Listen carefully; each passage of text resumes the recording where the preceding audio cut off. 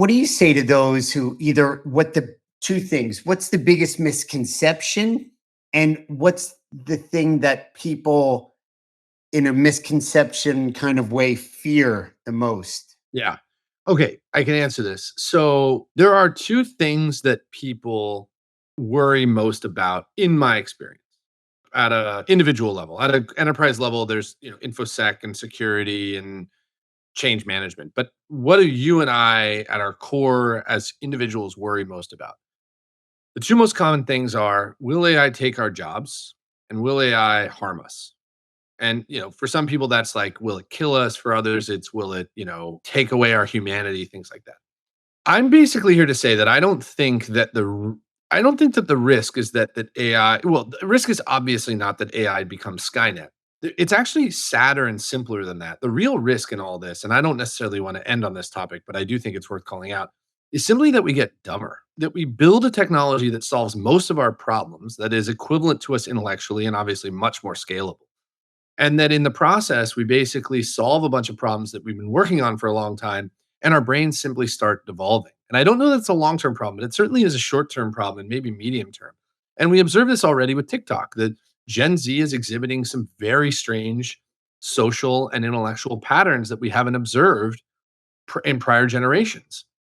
And I really worry about this theory of idiocracy, as I call it. I Yeah. really worry that if we're not careful, we will simply sort of devolve to a Wall-E state where we surrender ourselves to machines, not because the machines take over and say, you're ours now, but because we simply say, you know what, the most interesting thing we can do is eat food and consume content. And I worry a lot about that. And the second thing people worry about is, will it take our jobs? And what I remind everyone is every industrial revolution saw all three, but really two, saw a net increase in 50%, at least 50% new jobs per capita. The world came online twice, and it's going to come online again. And the real risk is not, will we have work? Because we've observed at this point that like the post-industrial society is pretty good at feeding everyone. Most people in first and developing worlds do not die of starvation anymore. We die of lots of other things, but starvation is just not a thing that afflicts people anymore. Even the poorest in the United States have plenty of foodstuffs. In fact, many of them suffer from obesity. Right? We're overeating, Sure. exercising in some cases. Thus the reference to the movie Wally. That's the reference to the movie Wall-E. Now, that being said, there is a risk. If you told a mill worker in the Industrial Revolution, don't worry, you'll have a job on the other side of this in a factory. It'll be safer and it'll pay more. That mill worker might have said to you, no, I want to run my mill. My parents gave me this mill. I apprenticed. My children are apprenticing. They will take over the mill. And this is because we have an inextricable connection between our work and our identity. And this is a function of capitalism. And it has bred a ton of really good agency and ownership. That's why many people in this world are named Smith. It's born from an occupation. It's an ironsmith or a wellsmith. These are Blacksmith. exactly. And so Smith is just a derivative of this Connection, this this time that identity. we named ourselves after our occupation. So the real risk I think that we are facing is not a job crisis, but an identity crisis. I think that the identity displacement as a result of our jobs changing so much and so regularly is going to have incredible implications on our sense of self and purpose. And I worry about this a ton and talk about this anytime someone invites me to talk about it, because I think the only way that we actually prepare for it is by Yeah.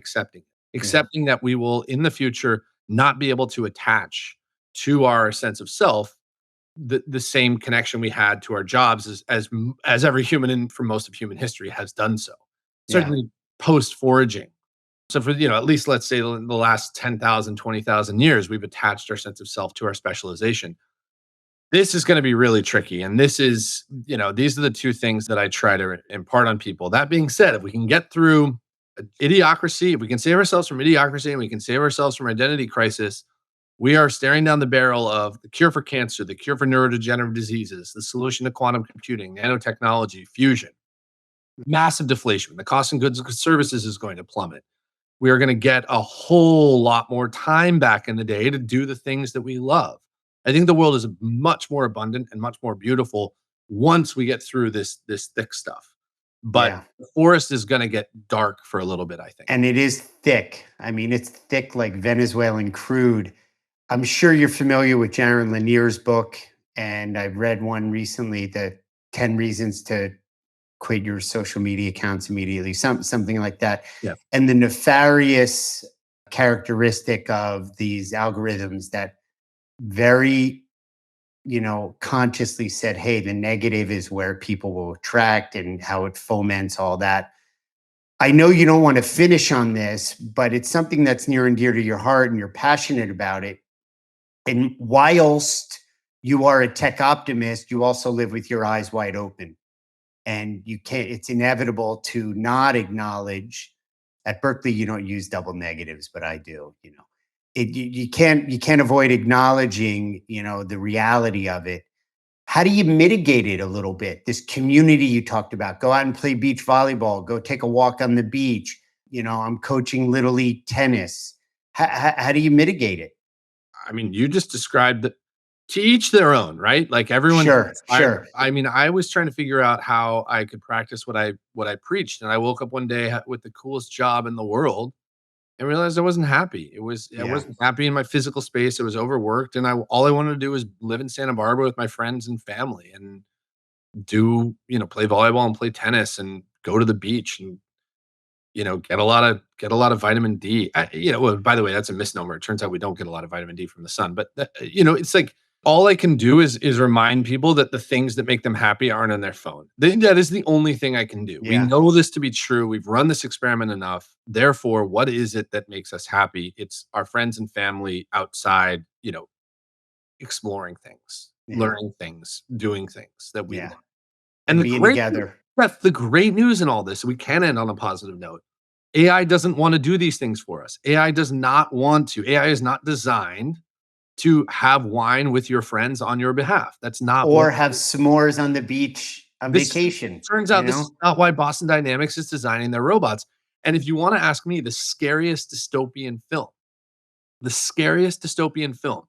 is Her. Joaquin Yeah, Phoenix is Her. yeah, Why? Because it is so profoundly believable. It is so believable that a generation of lonely people, men and women, will find love and companionship in machines. yeah. No, it's And we will blur the lines between what is yeah, real and what is not, and we yeah, will actually lose our way by sort of missing the whole point of what AI should be. yeah. It's a brilliant distillation. It's just an incredible movie. Yeah, it's really mind blowing.